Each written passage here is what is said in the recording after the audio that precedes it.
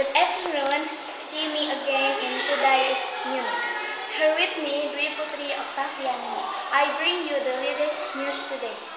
Jakarta Administration Punder School wrecked during SEA Games.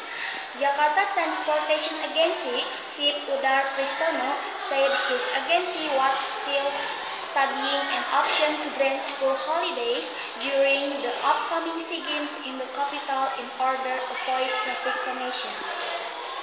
We may change the planned school holidays and have them during the SEA Games tournament so that we can avoid gridlock on the roads, which is increased by the daily movement of students, Udar said Friday as quoted by TempoInteractive.com. However, Udar acknowledged that the proposal was still not final and was undergoing evaluation by Jakarta Governor Fauzi Bowo. He said that to safeguard the smooth running of the SEA Games, for which half the event are scheduled to take place in the capital, his division is liaising with the Jakarta Police to facilitate clear passage on routes taken by athletes.